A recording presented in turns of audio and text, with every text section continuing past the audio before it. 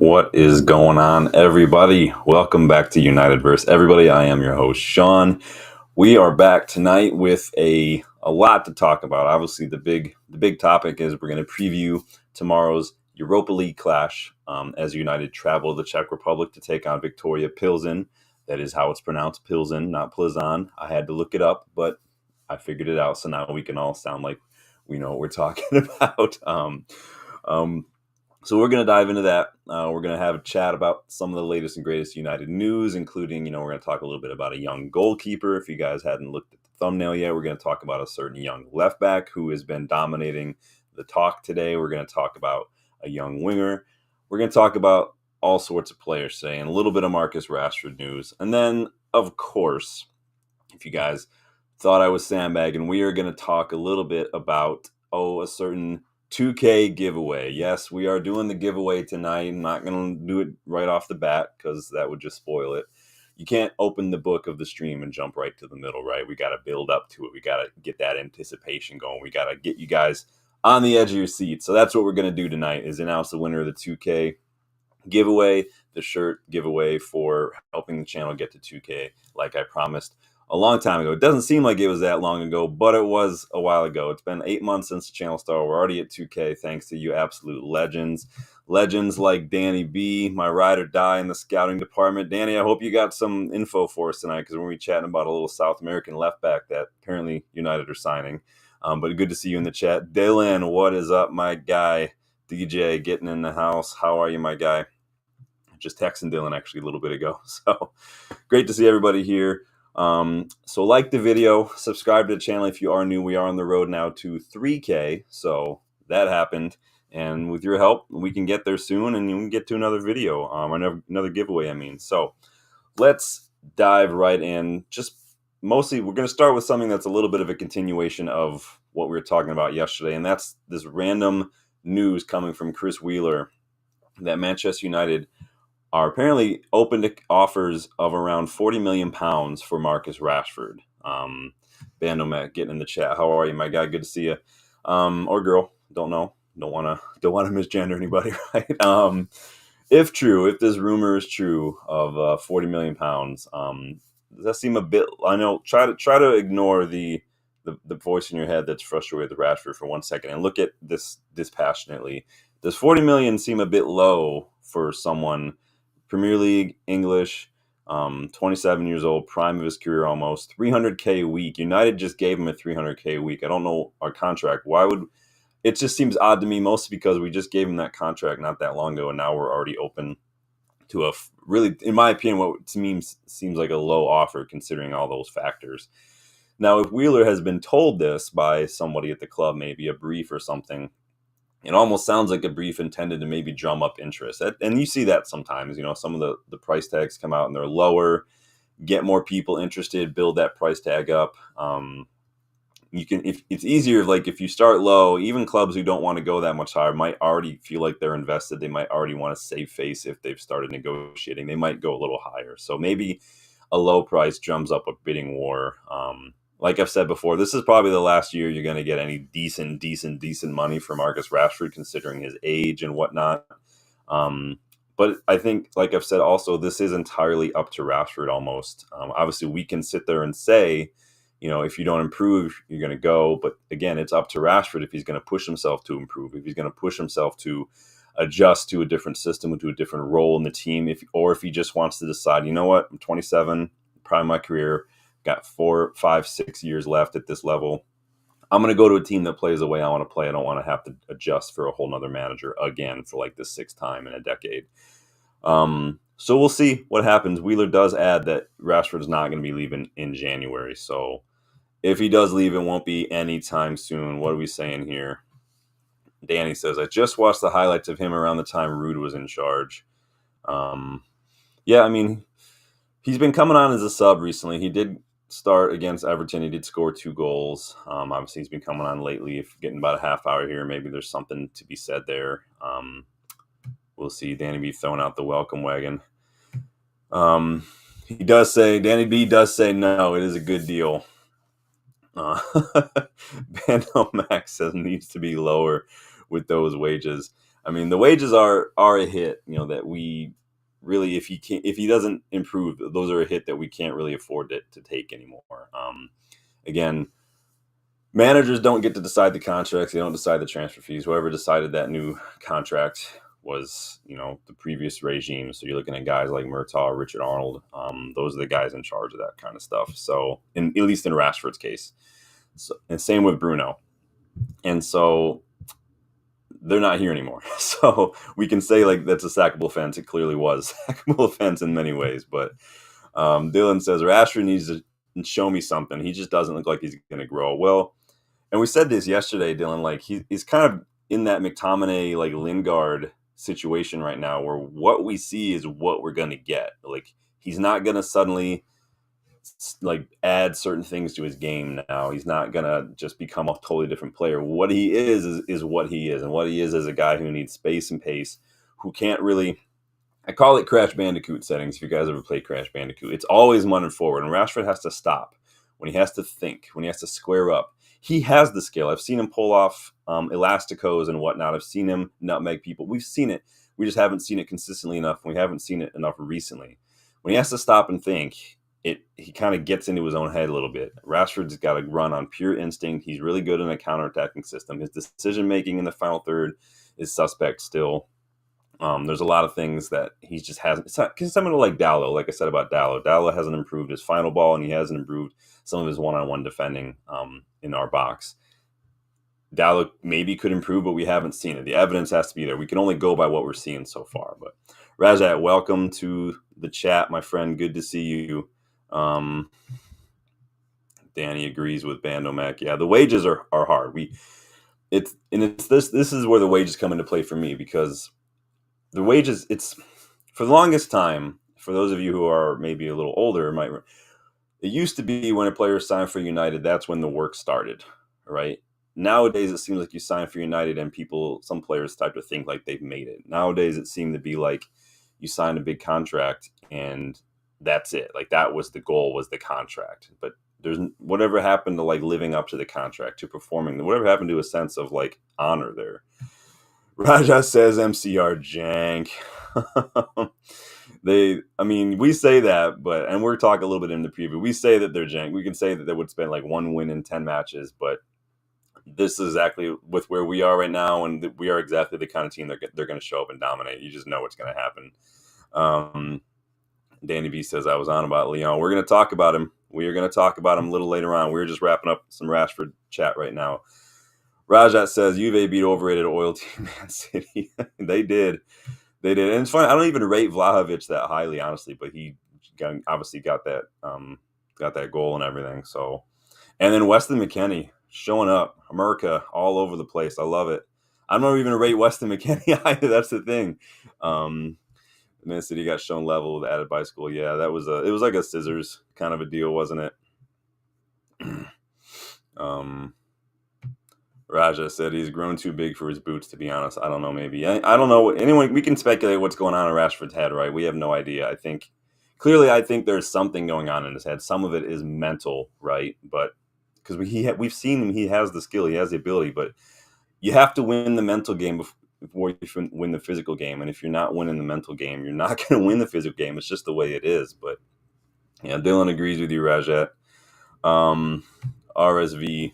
I am done with Rashford. That guy's work rate and desire are just pathetic. He lacks the passion and the commitment to play for a big football club.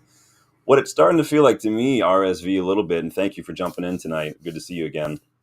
It's almost starting to feel like maybe Rashford got to this threshold in his career where when things weren't going the way he wanted, when the team wasn't set up the way that suits him, when he wasn't getting, I'm not saying he's pouting, I'm just saying there's this mental hurdle that when the environment is not suited to him and he has to do things that he doesn't want to do, it just seems like it's impacting him a little bit. Rajat says, I think Rashford, Sonic the Hedgehog, he's only able to exploit gaps out wide. And honestly, that's a fine skill. We've seen it do well in a counterattacking system when there's space, but I don't think that we're going to play that way anymore. I think that there's opportunities for counterattacks when it's on, but Rashford really can't do much when he's got to pick up the ball in his own half and carry it himself. He can't do much against the low block when teams are parking the bus. He's basically useless. And so But it is what it is. Raja says, who did Man United get another left back? We're going to talk about that, Raja. Stick around. We're going to keep going through some of the transfer news. Dylan says he will if he wants to, and that's the problem. Yeah, it's one of those on his day kind of players, right? And you guys know how much I hate that phrase, on his day. Hit the like button if you can't stand that phrase, on his day, because I cannot stand it. RSV, Rashford's also a major hindrance in that dressing room. He sets a bad example for young and up-and-coming talented players like Manu. I don't want Manu to move into the same path. Yeah, there's a lot to be said about that. There is obviously we've seen some players can impact the dressing room a little bit, and then negatives on the pitch can impact. They spread throughout the team on the pitch as well. That book behind me, Edge by Ben Littleton, there's a whole chapter in there about the O principle, and how that a player's negatives don't add, they multiply because they impact all the other players around him on the pitch. It's interesting books. I always forget these are back here. One of you guys was asking about the Ajax book last night, but Rich, good to see you, my guy. Always, you guys always go check out Rich's channel whenever you get a chance. He's got some great content on there. He's a good creator. Glad to have gotten to know Rich a little bit in the last few months. RSV, Pogba and Lingard were basically the instigators and passed the torch on to Rashford after they left United. Rashford learned from them. I mean, to some degree, I saw a video clip of Lingard doing some crazy dance. He plays for like some team in South Korea now, and I saw some clip of him. I don't know what he looked like. He was just like performing for the crowd. It was really, really cringe, honestly. Let me fly through some of these chats real quick. RSV, Rashford has also survived like many managers now. He threw most of them under the bus. Yeah. I mean, I think the whole team can be accused of maybe downing tools every now and then, not giving their hardest when things aren't going well. Not just Rashford, to be fair. So I don't want to blame him for anything, but I do hear he does seem to kind of, and when I say decision making too, and I've said this a couple of times, it's not just decision making on the pitch, decision making off it. And I'm not going to go in about Belfast. I'm not going to go in about the Twitter stuff and everything. We already talked about that. My main thing with Rashford, the thing that really started to push me to make me look at him and question some of his decision making as a professional, was the situation under Ollie where he had the back issues and he needed surgery. But instead of getting the surgery, he decided to go on international duty and prolong the surgery, which meant he prolonged coming back to action for United. And that, to me, is a big no-no, like a big no-no. It's club before country every day of the week. Yep. And as Danny says, jersey giveaway tonight. Stay tuned in. Yeah, we are going to be doing the jersey giveaway a little later. You guys have a lot of thoughts on Rashford, so I want to make sure I'm getting everyone's thoughts in. Raja says, on his day, McTominay is great. He's Scottish Roy Keane. On his day and in the right system, I mean, you'll never fault McTominay's heart. I bet there are so many managers out there who would literally give their left arm for 11 players with that heart and fighting and that mentality of a Scott McTominay. It's just too bad he didn't have enough of skill-wise to do it. And that's okay. Not a dig. Box, welcome, my friend. How are you doing tonight? Good to see you again. RSV says, McTominay at least played for the badge. Yep, that's what we said. Dylan has got to go. Dylan is on his way to dinner. Enjoy your dinner, my guy. I will talk to you. So, yeah, the rumor is $40 million for Rashford. Not until the summer at the earliest. We're talking about whether or not you think that that's a good deal or not. Is that too low? Is it too high? Is it just right? Three little bear style. Raja says, I don't want to say, but Rashford is probably maybe toxic in that rock room, it looks like. And honestly, it's one of those things where we might not ever know. We know that there are some players who definitely had a problem. Nemanja Matic literally said Jadon Sancho was constantly late when they implemented that fine system for that. And so we know that it happens. Goals for George. Welcome, my friend. How are you doing? It says Rashford should have been sold after that season under Ragnick. How Erik ten Hag kept playing him last season at the expense of Pellistri and Ahmad was criminal.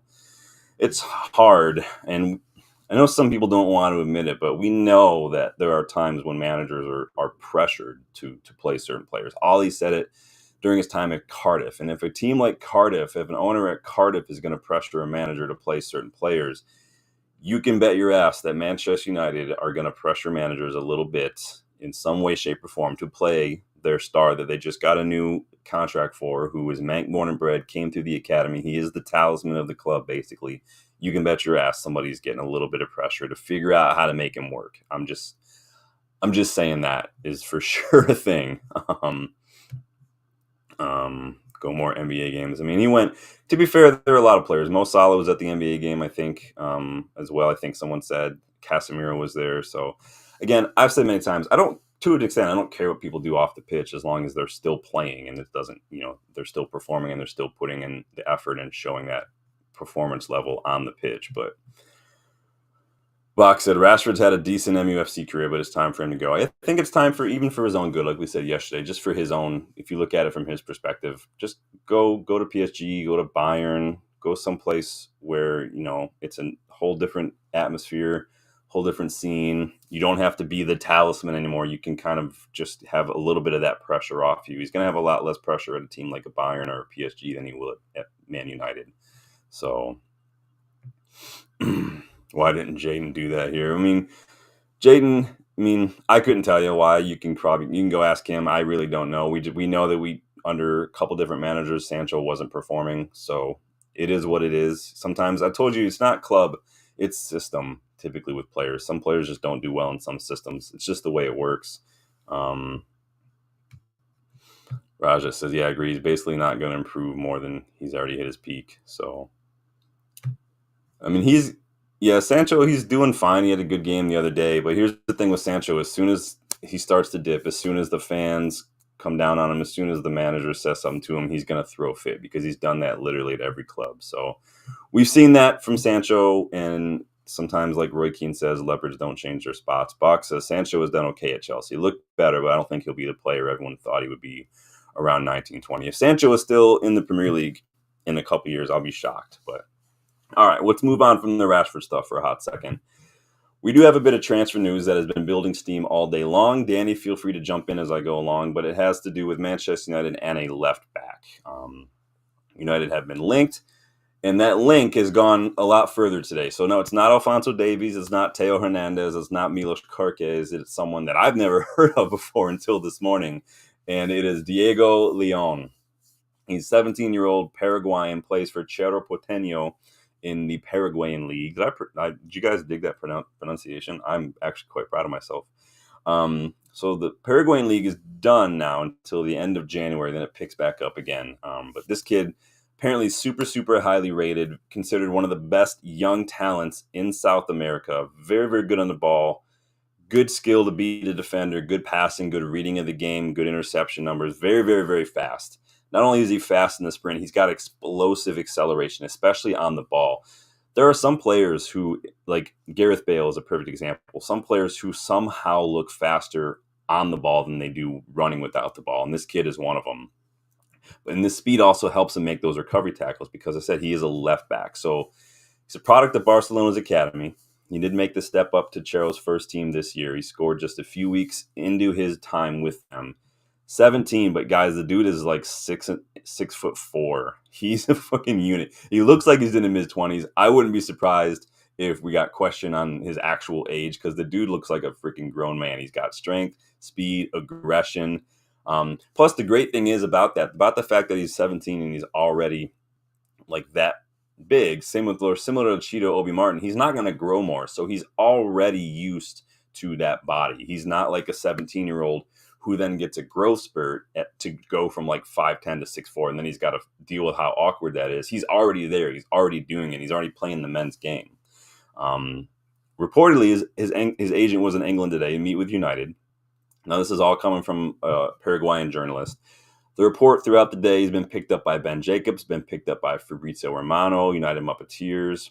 Then it went to the report that now United were in advanced talks and a deal of just over £3 million was being agreed. I think the details left were like economic rights, sell-on clauses with Chero, and all that stuff. He is 17, so he can't join us until the summer when he's 18. So we have that to figure out. But then the latest news, just before I went live, like an hour ago, and this is coming from Pedro Torres, the original journalist who broke the news, is that he has finally agreed. So over the course of the day, he went from linked, agent in England, fee agreed, to now this journalist who broke the initial news is saying he's going to join us this summer. He will stay in Paraguay with Chero until then, but we have signed the 17-year-old left back. So It's insane. I gotta scroll all the way up. Rich is heading out, man. Thanks for stopping by, brother. Good to see you. Take it easy. Enjoy your night. I know it's late for you.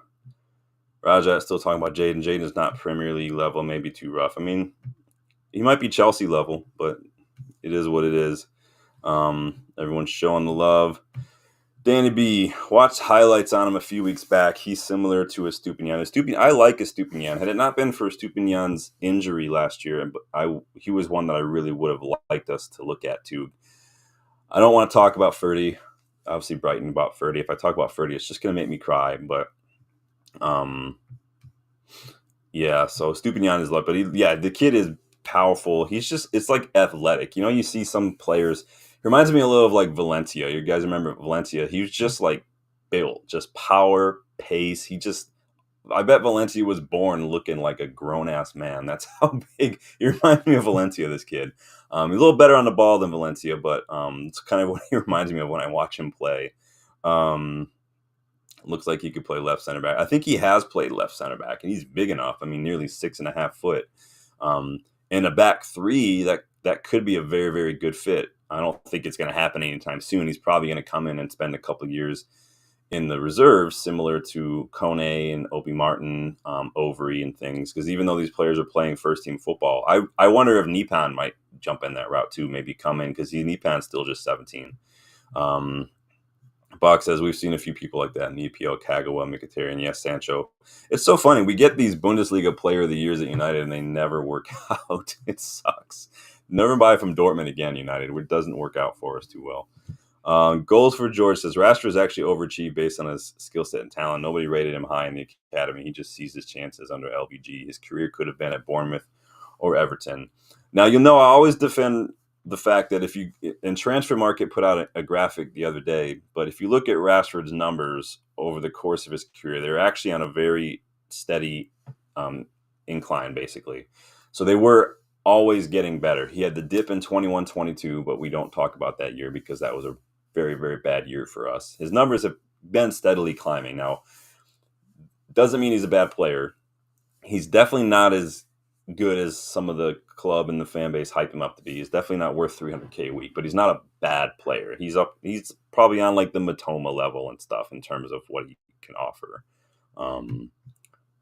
Yeah, exactly. Different to do it in England. Yeah, it is a different league, and even clubs within the league are going to play differently as well. So it's interesting.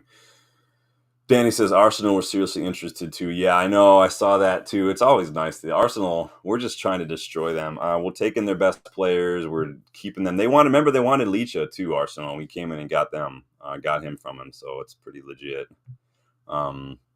Goals for George says Diego Leon actually looks like an upgrade on Dallo. He plays like he's in the second gear and needs a challenge. Very good player. He is from what I've seen, again, I'm not going to pretend like I know a lot about him. I didn't even know who this guy was until I woke up this morning and saw the links.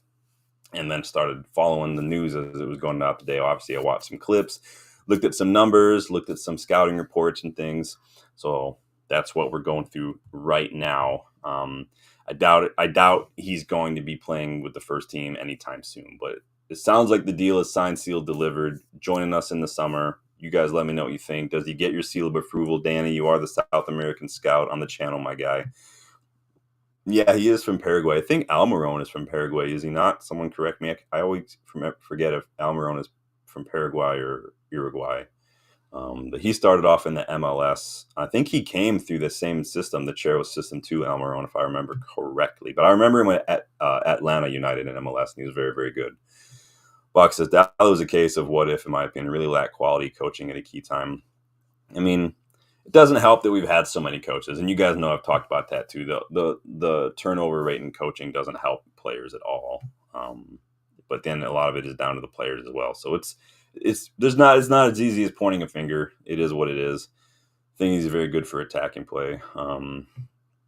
What if Mourinho had gotten Maguire's? Yeah, if we'd gotten Maguire from Hull instead of Leicester, I think the whole tale of Maguire at United would have been very different. I wanted him when he was at Hull because he looked very good at Hull. Interesting thing too is something I got into arguments about with Liverpool fans. If you go to like Transfer Market, when both players were sold, when Liverpool bought Van Dijk and United bought Maguire, both players were actually valued the exact same value at the time. It's very interesting. Raja Diaz maybe 2 goals, assists, senior level with like 15, 16 games. Yeah, he definitely has attacking returns. Raja only a few games. Yeah, he's a very attack minded left back. He can cut inside, play in the channels. He's very good in the dribble. He's very good at beating a man. He's got pace to burn, explosive speed, acceleration.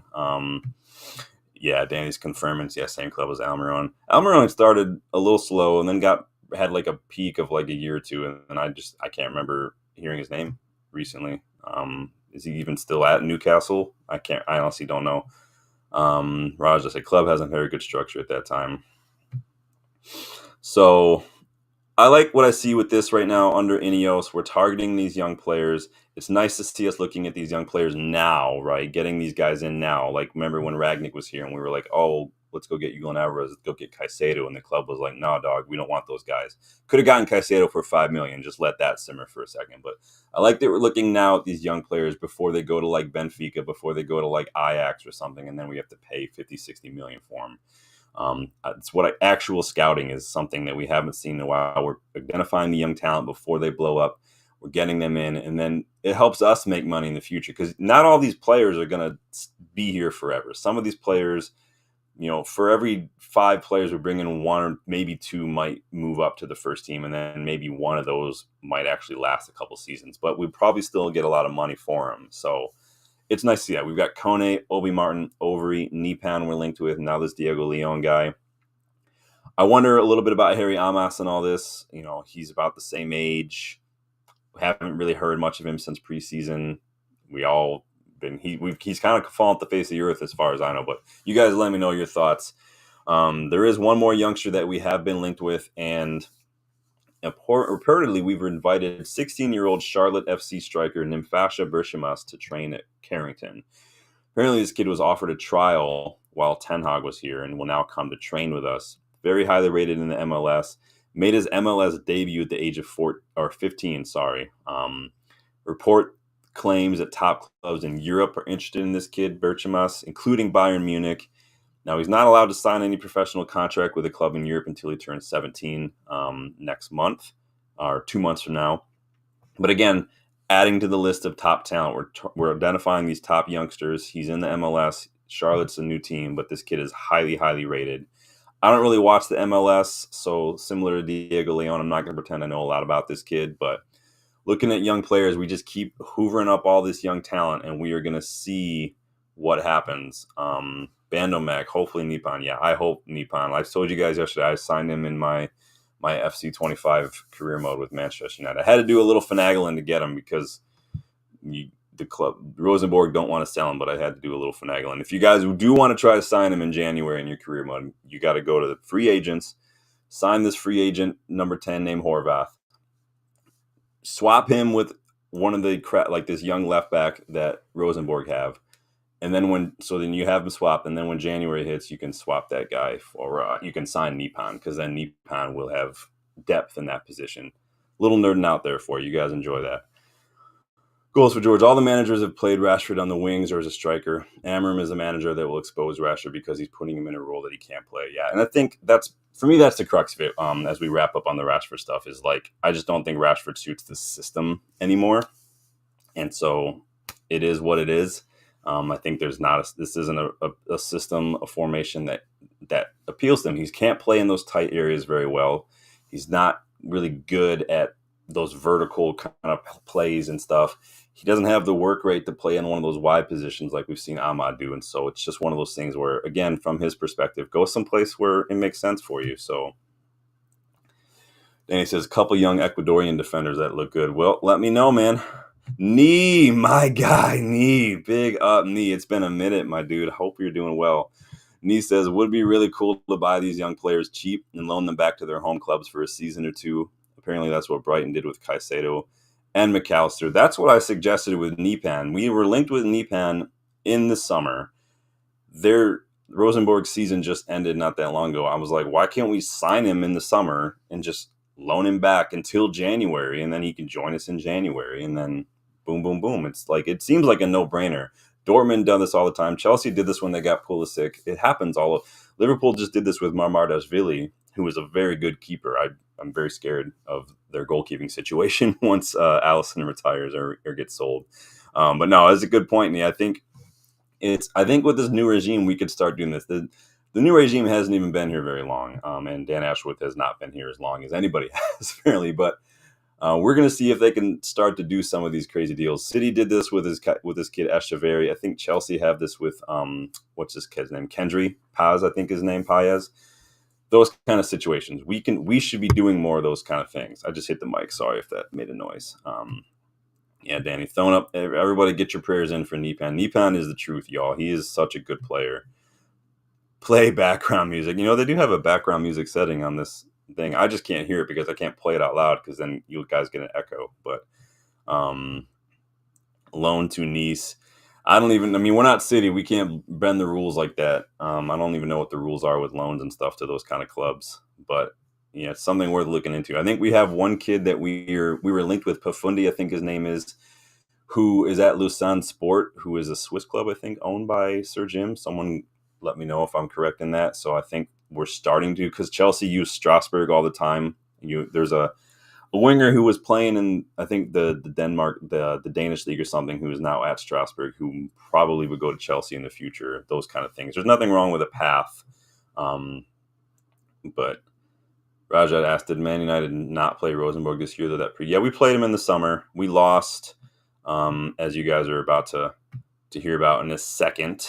But yeah, Box confirms that hasn't been great for him, Pafundi. Yeah, obviously I don't watch the Swiss league because I don't even know if that's on a TV. It's probably on like Goal TV or Fubo or something. But yeah, I don't have that. So on that topic though, Rosenborg, before we take a look at tomorrow's match, and appreciate you guys all getting involved in the chat so far, hit that like button if you haven't yet. I have another little mini scout report for you. This one's a little different though, in that it's not a player that we need to buy. It's a guy who's already on our books and he's out on loan right now. So we are going to talk a little bit about our goalkeeping situation. And that means I'm talking about 21-year-old Czech goalkeeper Radek Vitek. Now, I told you, Danny, I was going to maybe do a little deep dive on this guy so far. Mostly because we over the years, we've tended to keep our keepers for a very long time. It's just the way it was. De Gea has been here for a minute, right? And I think that I was upset when we let De Gea go, not because of De Gea, but because we had Matty Kovar, who I really, really liked and who was on loan, was doing very well on loan. And then obviously we sold him to Bayer Leverkusen. He won the lot last year with Bayer Leverkusen, but now we have another goalkeeper on loan who is doing very, very, very, very well. Currently on loan at BW Linz. They play in the Austrian league. Now, Vitek was part of the United youngster team that won the FA Youth Cup alongside Garnacho Kabimenu, if you remember that. He spent last season on loan with Accrington Stanley in League One, and now, I think League Two or League One, I can't remember off the top of my head. But now we've loaned him out this past summer. He did play one game for us in the summer, and that was the game against Rosenborg. We did lose that 1-0, but Vitek was actually our best player on the day, if you guys remember that match. Rosenborg, if you remember, they were in the middle of their season, so they were all fully match fit. They were all fit, ready to go. We had never really played a match, so we lost that 1-0, but he made 7 saves, including 6 saves from inside the box. He had 2 high claims, so very, very, very good. And he's doing very well right now during his loan with BW Linz. I'm going to take him off the screen now because you guys can look at me. So he started off his loan with 2 clean sheets in a row, right off the bat. Boom, boom, boom. Very good in a league game and in a cup game. He's currently the top-rated player in the league according to FootMob. Now, I want to repeat myself because I'm concerned that you didn't hear what I said. I didn't say he's the top-rated goalkeeper in that league according to FootMob. I said he's the top-rated player in that league right now according to FootMob. Player of all the players, he's the top-rated player, and they're not even like top. They're like 6th or something, and it's not like he's leading the stats for a lot of things. He has to have good stats though, so he's tied for 4th right now for clean sheets. He's conceded just 11 goals. He's second in the league for save percentage right now, which is very good. He's got a 78% save percentage, just literally just 0.8% behind the league leader when it comes to save percentage. He's first for saves per 90. He's got almost 4 saves per 90, and he's second for goals prevented. He's prevented 5 goals. He's having an amazing season. He's also an absolute unit of a player. He's 6.5 feet tall, y'all, which makes him, this is why he's got all these high claims. That's why he's got so many good blocks. He might make him one of the tallest players. I think Van der Sar is right up there as well. But the height that Vitek has, though, is what enables him to claim those crosses, to punch away those balls, set piece deliveries, corners. He just comes out and grabs them. Just gets those long ass arms out of there like Dalsum from Street Fighter. If you know, you know. But what that height also does, it augments his tendency to rush out and close down space in these one-on-one situations. He's got a very big frame, very long arms. So when he's rushing out, he's not only is he already cutting off the angles, but he's got such a reach that his reflexes are so good for such a big dude that he makes a lot of blocks that way. He's a very good keeper. Here's the thing with Vitek, though. What do we do with him, right? At 21, he should be trying to get first team minutes, which he is right now. He's on loan. He's good enough to do that, in my opinion. I know a few of you think we need to keep him here next season, and I think some of you might even think you might want him over Onana. I'll let you guys get in that. But again, kind of like Rashford, what does Vitek want? He's going to want guarantees at this age, right? He's young for a keeper still, but De Gea was around the same age, and we bought him and we started him. He's too good for a rotation role, in my opinion. Onana was a Ten Hag signing, but Onana is also the profile of keeper that Amorim likes. Amorim likes keepers who are comfortable on the ball, who can play out from the back. I think that some of us would say we wish that Onana was a profile of keeper who can make better saves. But Vitek is also very good on the ball as well. Let me jump in and see what you guys are saying about Vitek. Hold on. What? Danny says, Onana out, Vitek in. He's already done with Onana. We signed a few young Czech keepers. Yeah, Kovar. I loved Kovar. Kovar was so good. Yeah, as you say, Box Kovar. Mastin, I forgot about that guy. Yeah, that's Czech keepers, man. We love them, don't we? He out that playing pub ball. I mean, he's out there doing the dirty in pub ball. I mean, you say what you want, but he's got great stats. Like I said, did you not hear me, Raja, when I said FootMob has him as the top-rated player in that league, not keeper, player in that league. That's how well he's doing right now. Danny B says, honestly, make money back off Onana, give that kid a chance. Honestly, if somebody came in and made an offer for Onana, I think it'd be hard to turn down. But I think it's, as a manager, it's you gotta prioritize what areas you're trying to start fresh on. You can't do everything at once.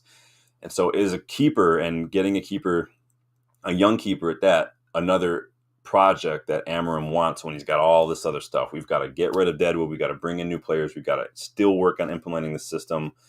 We're going to have maybe a lot of young players to try to get a look at. Amorim said he wants to get a look at a lot of his players. So it's hard. There's a lot. You can't do it all at one time. And so it's about priorities. I'm not saying I disagree with you. I'm just putting out the question, right? Raja says, did they buy Vitek and Kovar? Can Man United still get him back? I don't remember if we have a buyback on Kovar or not. We probably have a sell on for sure. Vitek's on loan, Rajat. So he's on loan. He's still here. So he could come back. We could decide, let's keep him. But that was my hope with Kovar, and that didn't happen. And so I'm starting to get a little worried about us and keepers. But again, Onana wasn't an Amorim signing. He was a Ten Hag signing. And so anybody's up for sale right now. Yeah, similar to Scottish level. I noticed in the Scottish league right now is Casper Schmeichel. Didn't know he played for Celtic. I thought he was at Nice. Danny B says, Vitek 2 years left on contract after this season. Yeah, we should definitely give him a chance. I think that he should be the starting keeper in the preseason when he's back. I think that he deserves to start all those matches. I think he deserves to show Amorim. Amorim should probably give him that time. And we'll see, in my opinion. And yeah, as Bach says, give him a chance. We don't do very well with the academy keepers. I remember Joel Pereira, if you guys remember that guy. I don't think he was as good, but there was another one that kind of fell to the wayside a little bit. Obviously, Kovar fell to the wayside. Dean Henderson was kind of, backup for a little while. I think if Dean Henderson hadn't gotten COVID, he'd probably be the starting keeper under Ollie. I think Ollie really liked him, but yeah, not giving him a go here. Goals for George. Vitek will only stay and be number 2 only if he's guaranteed cup competitions while Onana handles Premiership in Europe. I mean, but again, that's the question. Is that what he wants? Does he want at 21? Does he want to be a bit part backup, only getting – because really you're guaranteed maybe a handful of matches guaranteed in the cup competitions depending on how well you do, obviously. So does he just want to do that? I mean, Bayern's played what? How many matches has Binder played? And this guy was a starting keeper at Fenerbahce who's in his late 20s. I mean, I don't know. If I were a 21-year-old keeper who's having a really good season, I mean, this is the reason Kovar left and then why we got rid of him, because he wants to play and he's good enough. He won everything that Leverkusen won last year, and he did it by being a very good keeper as well. So Raja said, no, his Garte's all right. He's not leaving anywhere. Garte's not going anywhere.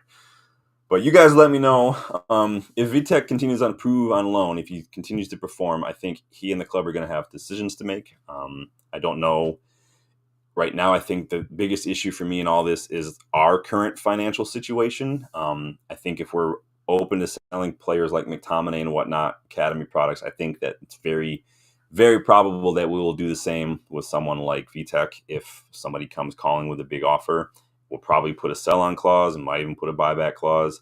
It sucks, again, because that puts us right back where we were with Kovar, who I just miss out on. But we'll see. Again, looking at how many games Bayern plays, I can't imagine Vitek would want to sit there and not play. But at some point, we are also going to have to replace Onana. He's, 27, 28? So he's got, 4 or 5 years left, maybe, and that's assuming if he can maintain. He's got to get back to neutral for a lot of us in some ways. He's still in the negative in many areas. So again, Ten Hag signing, not a safe place to be. But I think we might have already had our ideal replacement for Onana on the books in Vitek, the same way I thought we had an ideal replacement for De Gea in Kovar. Have his loans just been preparation for United? Is he better than Kovar was? I want to know what you guys think. You guys let me know what you think. Newport and Leicester, I think. Who are we talking about? Oh, you're talking about Bayern's matches. Yeah. Goals for George. We could sell Vitek for $30 million. Would be pure profit. Yeah, we did that with Henderson. And that was what I was saying. Like, given our financial situation right now, I think it would be hard for Ineos to turn down a big offer for that. We did that with Henderson, McTominay, a lot of the youngsters that have come through, guys like Alanga and whatnot. We've been doing that a lot recently. So that's VTech. It was a little more than a mini scout report, but a scout report. I remember telling Danny, like, I forgot about VTech. I want to go check in what he's doing now to turn into a bigger report than I anticipated, but it was still fun to do. I'm going to take some water. So this seems like a good spot to, Danny says, sell Onana, keep VTech. How much did we pay for Onana? Was it like 50, 60 million? I don't remember how much we paid for him. Raja, yeah, he was great at Inter Milan. He was probably the best keeper in the Champions League when they got to the final. It just did not translate well in the Champions League his first season with us at all.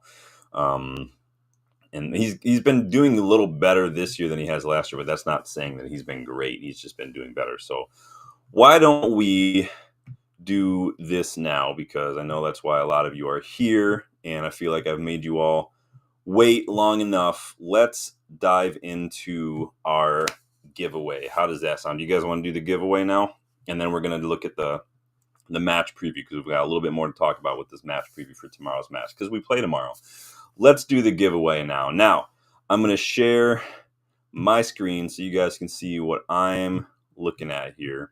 So I went back and looked at a lot of the videos, looked through the live chats, looked through the comments, put everyone's name down. Now, I excluded people who've already won because I want to give other people a chance, so don't hate me.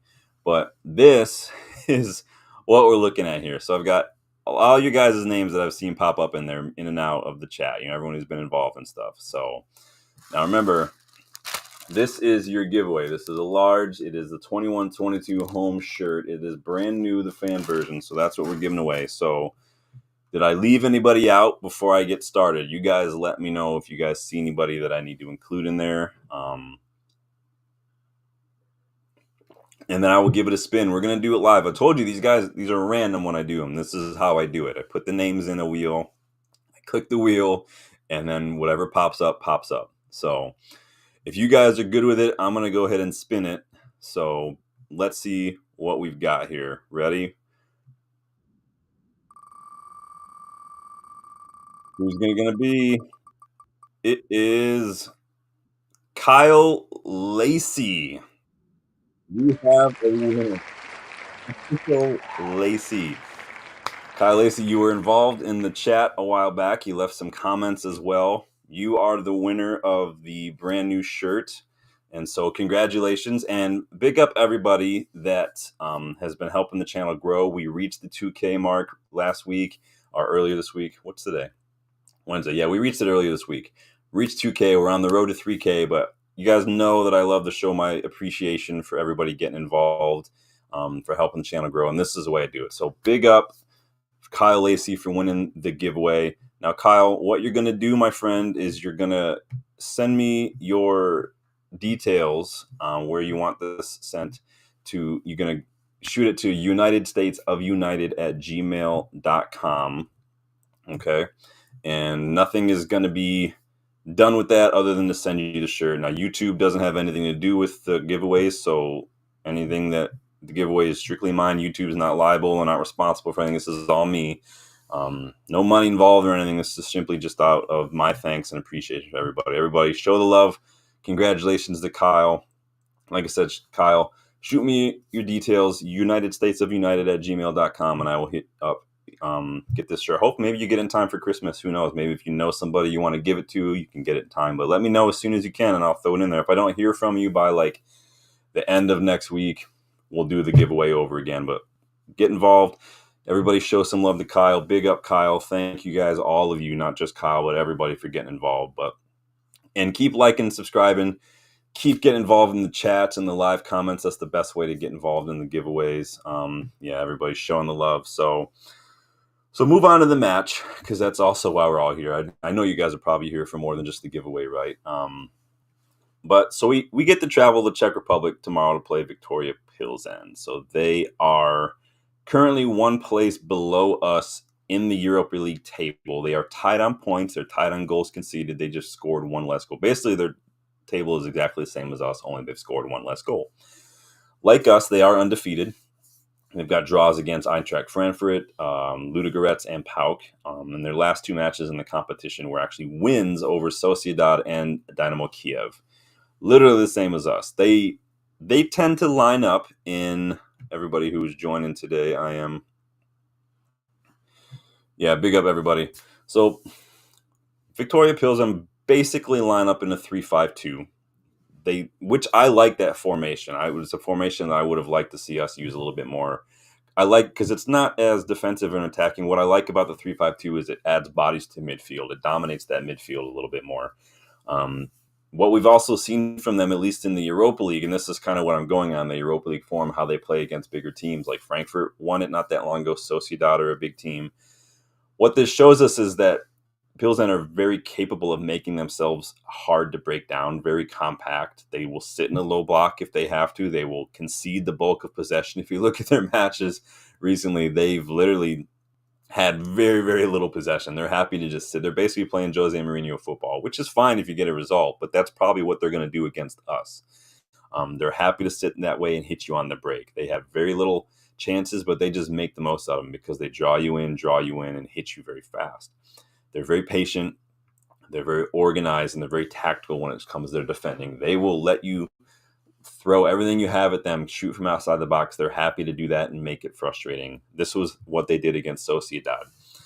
After a run of 7 undefeated matches for us in all competitions, we have lost back-to-back matches against Arsenal and Forest. Looking at the Europa League, though, we have won our last 2 matches. The problem right now, in my opinion, is the squad. It's the players, the personnel. They're just not fighting for anything. We have many, many passengers in this squad, no leaders, weak mentality. No one's. If you remember what I'm talking about the other day against Forest, I rattled you off. all those stats when it came to ground duels, we were losing ground duels left and right. We were not winning those aerial battles. Basically, the one-on-one battles, the individual battles all over the pitch, we haven't been doing good enough. And that's mentality.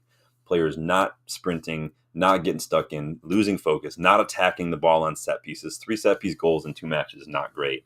And it doesn't take much from the opposition to give us a hard time. Basically, if you show up and your players have energy and they're physical, you have a very, very strong chance of getting a result against United, whether you're FC20, whether you're Viktoria Plzen, whether you're Bodo Glimt, or whether you're Arsenal. It doesn't matter right now. If you're just physical and you want it more, odds are you're going to get points.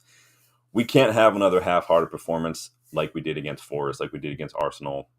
We can't lose these individual battles all over the pitch. We need to win these aerial duels, win the duels, attack those balls on set pieces. Don't let ourselves get out-muscled. We have players like De Ligt, Harry Maguire. These guys cannot be getting out-muscled and pushed around on set pieces. Onana, you have to come off your line. I don't care who you have to clear out. You have to come out your line. If you touch the ball, if you punch it, no one's going to care how many players you take out. As long as you're punching the ball, I don't care.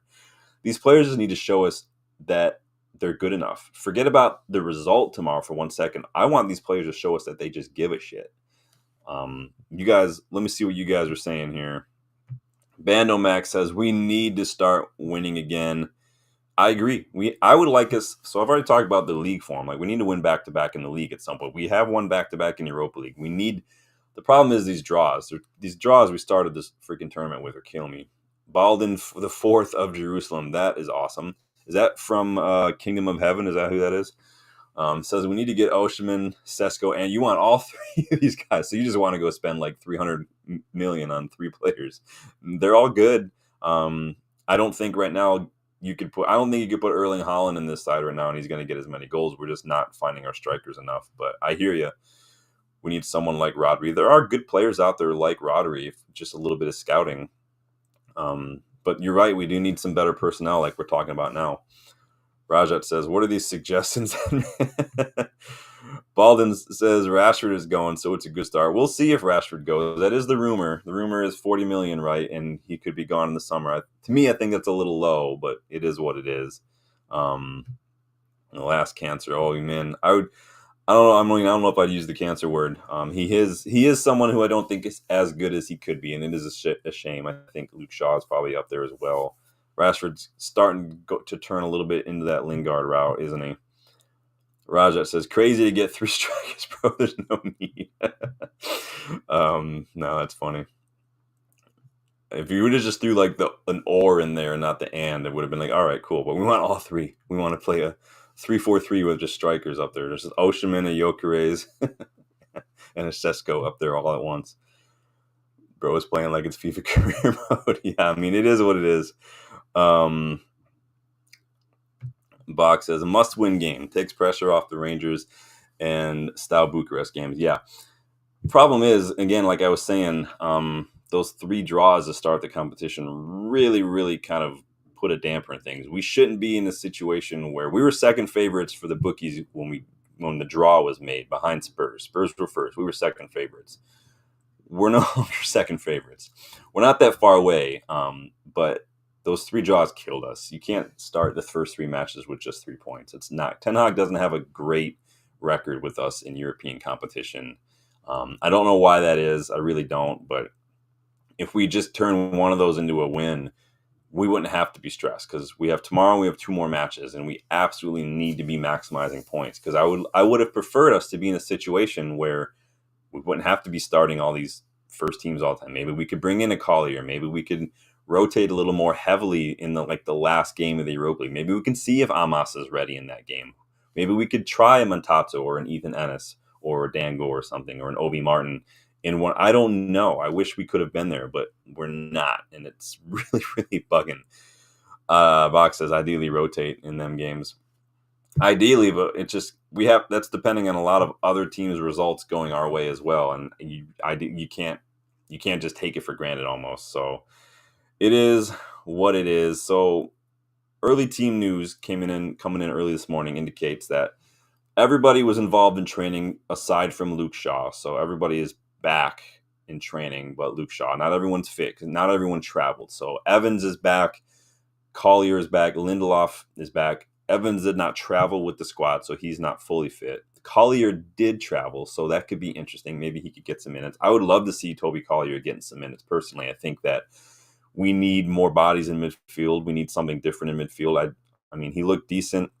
He was forced to play left back against Barnsley or something, but I think he fights for a lot. He reminds me a lot of like Declan Rice at West Ham or Alvarez at West, dropping deep a lot, cleaning things up, patrolling and stuff. I like that. So Tyrell Malacia also joined Ruben Amorim for the press conference, which is typically a sign that a player is going to be starting the match.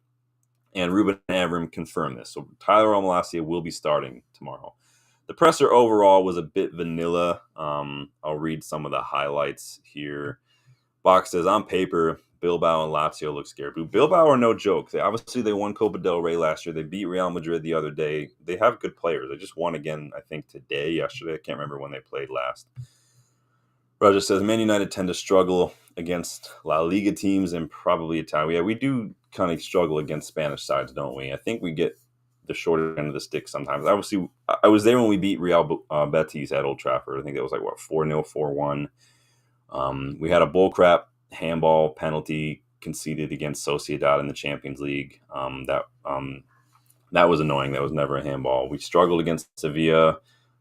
We've had some rough goes at Spanish sides. We did beat Barcelona though, so we can't take that away from us. Raja says inverse Villarreal under Oli that you will. Oh man, don't get me started on the final. That was a rough day. Box says Bilbao. Yeah, that's who it was. They beat Fenerbahce. I think Fenerbahce had a guy sent off too, and Jose Mourinho was doing Jose Mourinho things. So I don't think Jose will be there much longer personally. But we're not here to talk about Jose. We're here to talk about Ruben Amorim's press conference. So he was, aside from some of the vanilla stuff, Amorim was asked about Dan Ashworth's exit, and how he's feeling, and he says, I felt the support since day one that everybody, he's felt it from everybody. So one person leaving means nothing. So he's saying the support is there. It's not just about one person. He says, of course, it is a bad situation. Like I said, because we were talking about a human being, a professional that supports us as a team. I think the most important thing is that the vision is really clear, and the vision does not change only because one person leaves. So, of course, he was going to get asked about Dan Ashworth. We've talked about Dan Ashworth. We did that video earlier Sunday or so when that news broke. He was asked if Europa League is our best chance maybe of qualifying. He says, as a coach, he can't focus on that. The way we see in the future titles, the goal is to win the league. That is our goal, the Premier League. Of course, you could do the math and you can understand for a big club like us to be in the Champions League, it is so important. You can see and look at the table from the Europa League. Maybe it's easier. So he's saying the Premier League, qualifying through the Premier League is a big ask. Maybe the Europa League is a little bit easier prospect. Then he said, you can perhaps take this information for this context, but I'm not focused on that. Our goal is to win the Premier League, not just go to the Champions League. So the goal is to win the Premier League. So we're winning the Premier League, guys. That's basically what he's saying. He says the most important thing is to win and see something different in the team every game. Raja says, Leach got injured and we got battered that match. So I think some people would probably rest Licha. We're going to talk to you guys. I'm going to ask what you guys' starting 11 is. So get your starting 11 predictions in and your score predictions in while I go through this press conference here, because he was asked a lot of questions. Most of it was some vanilla responses, but he was asked what went wrong against Forest. And he said, it's really simple. I think against Forest, we should pass the ball a little quicker. Guys, how many times have I said in match previews and match reactions that we have got to move the ball quicker? I've literally said it almost every single video. He says we should pass the ball quicker, so it is with safety, but a little bit more quicker than everything is blocked. For me, the most important thing is that players should be in the good position to start when we play. He says we were controlling the game when we started the second half very well, and if you remember one play, Lenny Yoro makes a 1-2 jumps and then makes a bad pass. He gives them a counterattack and then a goal. That was Bruno's fault, in my opinion. I don't think that was on Yoro personally. He said we have to continue to play in the same way, but with a low block. It is this kind of details, and you have to play the ball by preparing to lose the ball sometimes. So he's talking about rest defense. How are you set up when you have the ball to prepare for potentially losing the ball? That's what rest defense means. That's what he's talking about right here. He says these kind of points are really important to our team because the past, and still in this moment, you can see a lot of moments like this. And so he says you remember the game against Liverpool. All the goals were mostly like that, and we were doing work on that. You see the same thing last week. So we're trying to improve with the ball, but also the way you can lose the ball, you're covering your own goals. So he's trying to improve our rest defense, which is a good sign. I like that he's doing things that we haven't really seen a whole lot of. Again, it's not just about tactics and formations with Amorim. It's about changing the way these players play football, which is a big ask for a lot of them. Again, with Rashford's case, it's use an example. He's at an age and he's already got limitations and he's got strengths, but I think those limitations in Rashford's case can be a bit tactical, mental, football IQ, and I don't think he's going to be able to do that. I'm not calling him stupid. I'm just saying that's just the way it is. He was asked about finances and whether or not United have to buy to sell or sell to buy. He says, I'm really focused on my players and understanding my players. I think that was one of the problems of this club. We have to focus on what we have, the academy. I mean, he's not wrong. For too long, it's both and, in my opinion. I do think that he's inheriting a squad that's of 5 different squads, and I do think that we have players in the academy that could do stuff. And I do think there are players who we've had that maybe have not been utilized well, but we also have a lot of players who just aren't good enough. And I don't think that Amorim should be obligated to have to figure out these players, where we've seen these players long enough, a lot of them, to know they're not it. That's not going to work. They don't deserve any more time. They're not. And if you try to give them too much time, they're only going to let you down, and it's only going to cost us results. We don't have time for this anymore. We can't be doing this. He says every detail counts. You have to be very clear in the profiles, arrange all the processes, and go into that phase of buying and selling. We have like Malacia, international players that are good players, and we need our time to teach our idea, and then we will see. I think that he says we have to arrange a lot of things in our club before just buying and selling. Let's focus on improving our players, improving our academy, and then we will see. Honestly, you could put the starting 11, that academy, against our starting 11 right now, and anyone's bet who's going to win that match. The academy is on fire. Just going through some of this. He was asked if we're going to see any movement in January. He says, I really don't know. There's a lot of stake at this moment. We have a lot to do, a lot of games, and we don't have time to train. The players have contracts, and we have to see them with a new coach, new idea. Sometimes I have one idea in 1 week, and sometimes I have another idea in the second week. We have to see what happens. The games are so close during the opening of the window in January, so I really don't know, and I'm just focused on improving the team. I cannot think so much further than the next game. Yada, yada, yada. That's pretty much it. It's not a whole lot there, honestly. Again, like I said, pretty vanilla. A lot of the pressers, the pressers generally are pretty vanilla. I don't know. I keep saying I'm not going to keep waiting for them, but today I promise I wasn't waiting for the presser. I had a lot of other stuff going on, and I had to try to figure out how to fit all this in. So that's why we did a little later stream today. So let's talk about what you guys might want to see from the starting 11, because it's hard. I don't like the idea of looking ahead to the weekend. I criticized Ten Hag for doing that against Porto, looking ahead to that Aston Villa match, but it's hard not to look at this match with one eye on the derby at the weekend. It's just hard not to, because we need 3 points in both. We are 2 matches in a row in the league is not a good look. City are struggling. We have to try to put ourselves in a good position there, but we also need 3 points in the Europa League, so we can't just assume that this is a foregone conclusion that we're going to pick up 3 points. We struggle on the road. It is a big travel. The other Viktoria Plzen have won their last 2 in the Europa League as well, so it's anyone's guess. Obviously, we know Malacia is going to start on the left. What are you guys going with here? Box says Bindier, Anthony, Yoro, Mazraoui. You're going to start Bindier over Onana. That's a big call. I doubt it will happen, but it's a big call nonetheless. Maguire. So no Delit for you. Is there a reason? Let me know. So you're going with Anthony and Malacia as the wingbacks, a back 3 of Yoro, Mazraoui, and Maguire, I assume. A midfield of Ugarte and Collier, Mount, Ahmad, and Højlund. Now keep in mind that Plzen are probably going to set up in a low block like they did against Sociedad. So you're not going to have Bruno in there. Okay, you're not going to have Kobbie Mainoo in there. Where is the creativity coming from? How are we going to plan to break that down? Where's Ahmad? We're going to need to figure out a way to break them down and get in behind that low block. We're going to need players with movement. We're going to need speed to cover for recovery in the counterattack. So, not saying you're wrong. It's not about right or wrong. It's a question who you do. It's one of those situations where you want to focus on the match ahead of you, but this is one of those matches where it's hard not to think about the Derby.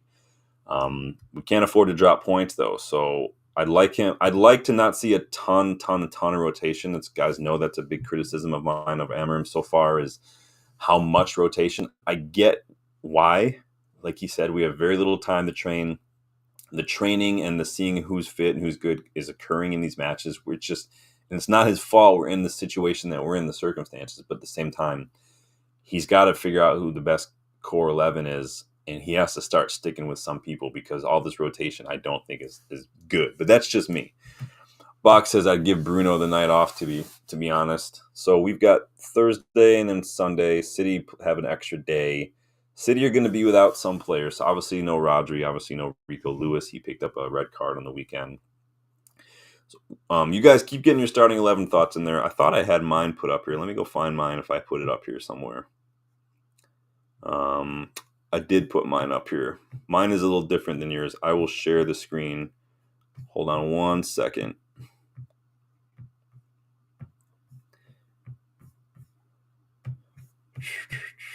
All right, here's my starting 11. Let me get Box's comment off the. This is my starting 11. I've got similar backline, except I've started DeLitt. I think you can't not start DeLitt, to be honest. DeLitt's probably potentially a captain if Bruno leaves in the next year or so. DeLitt's still young. He's captained many clubs. He's captained Ajax as a teenager. We have to start DeLitt. Honestly, I'm giving Licha the night off because he's not been great, and I think Licha needs to see that if he's not playing well, then he's not going to play. And I think that Maguire came on and did just fine. I'm not saying that I would start Maguire every match. I just start Maguire in this one. He's came on as a sub, got some minutes. He's getting eased back in. Mazraoui can handle a lot of the running. DeLitt. I worry about the set pieces is what I'm worried about. You can see that I'm set up for set pieces here with defense. I do Casemiro and Bruno in the pivot because Casemiro probably should be playing a little bit more. He hasn't been playing too much. Probably going to start. At least I think. Bruno, I think that I'd like to get as many creative players on there, but I'd also like to have some physicality. So that's why I did start Mount as well in box because I do think that he could help. We saw against Bodo Glimt that he and Ugarte were linking up. I'd like to see how he links up with other players. He did show early in that second half that he was causing some problems. He had a couple of really good link-ups plays to unlock that defense. I think he and Ahmad could do really well in that regard on that right side together. And I do think Rashford's probably going to get the start simply because I think that Xerxes might get the start, and I think that we've seen that Rashford and Højlund don't work well together necessarily. But Rashford and Xerxes did work well together against Everton because I think they complement each other a little better. And Rashford's been coming on as a sub recently. I think he's probably... I don't want Garnacho to start is basically what I'm getting at. We're in 12th. We've got 9 points and 3 points tomorrow. Could leapfrog us above some of the bigger clubs in the Europa League. Spurs, Rangers, Lyon, Ajax are all just 1 point above us up to that 6th place spot. We could jump to 4th as well if Galatasaray and Anderlecht drop points as well. It does leave us with a lot of work to do to lock in that automatic spot for the next round. We have just 2 matches left against Rangers and Steaua Bucharest, so it is hard. Again, those draws really, really killed us. Because I'd like to already be qualified by the time this one's over personally, but that's just not the case right now. But that is my starting 11. A little tiny bit of rotation, not because of for the rotation's sake. It's just I think that there are players. Obviously, we know Malacia is going to start. Box says hopefully Rangers versus Spurs. Honestly, can they both lose? I mean, that would be great. And Big Ange is another one that I think could be easily on his way out the door before the end of the season. We know that Daniel Levy does not hesitate to swing the axe. Honestly, Ange, I told you guys about Ange when he came in and he started doing well. I told you there was going to be new manager bounce. That was his only thing he had. He's basically the Australian Marcello. He's the boomerang Bielsa, guys. He's got one plan and it's just attack, fast. And when it doesn't work, everything falls apart, and teams are figuring out. And the problem with Ange's system is that he's running his players to the ground. There's no secret why Mickey Van de Ven is constantly getting injured, is because you're basically exploiting his speed and you're relying on it over. It's why Gareth Bale constantly getting injured. When your game relies on pace like that, and you start getting those injuries, you're gonna keep getting them, because if that's the best part of your game and that's what your coaches want from you, it's gonna put so much demand on your body. And we're seeing it with Mickey Van de Ven. But yeah, and like I said, he's the boomerang Bielsa. That's all there is to it. He's getting found out. He looks more and more unraveled. The same with Pep. The same with Mourinho. Like, these guys are they're falling apart. And it is what it is. You don't take pleasure in seeing it, but we knew it was going to happen. It's going to happen with everybody. Brighton's manager, Hertzler, it's new manager bounce. It happens. You guys know it's a thing. What are you guys' score predictions for this one? I'm going to go 3-2 United. I think that we will struggle against counterattacks. I think that we do struggle against counterattacks. But I do think that, like the Bodo Glimt match, we will find a way to get through. I think that in the end of the day, I think that we do have better players. And I think that there are some players who, while they may not be as good in terms of reputation or whatever you want to call it with some of the players, they do have the fight. I think Malacia has the fight. Ahmad's got the fight. Anthony has the fight, like you listed, Box. I think these players do fight. Obviously, we know Mazraoui fights. De Ligt will fight. And I think that when you add that energy to the quality, I think that could trump it in the end. But you guys let me know what your scores would be. Let me know your starting 11 predictions. Big up to Kyle Lacey again for winning the giveaway. Like I said, get me your details, the United States of United at gmail.com, and I will get you that jersey in the mail as soon as I can. And please like the video. Please subscribe to the channel if you are new. Hit the notification bell too if you don't want to miss out on any content. Box is predicting a 3-1 United win. That would be even better. I love it. Hit the like button again, subscribe. We are on the road to 3K. We did the giveaway, and thanks to everyone for helping us hit 2K this week. So we're cruising. I'm loving it. Got lots of fun things planned for the channel as it continues to grow that I can't wait to tell you guys about when we get to that point. Until then, thank you everyone tonight for stopping by. Box, got some new faces in the chat tonight. Raja, good to see you again, my guy. Danny, as always, letting me know. Balden, thank you for checking out the channel, my friends. Always good to see new faces. Obviously, Bandomac again. Danny, Goals for George, another new face. Thank you for stopping by and checking out the channel. You guys get your predictions in, Rich, with United TV as well. I'll see you guys probably Friday for the match reaction, because I've got my PFA course tomorrow, literally the same time as this game is going on. I've got PFA course. I'll be watching that. Take it easy, Box. Take it easy, everybody. I'll see you guys on Friday. Enjoy the rest of your night. And glory, glory, Man United tomorrow. Hopefully we come away with 3 points and keep cruising. Thank you, guys. I'll talk to you later. Congrats again, Kyle. I'll talk to you.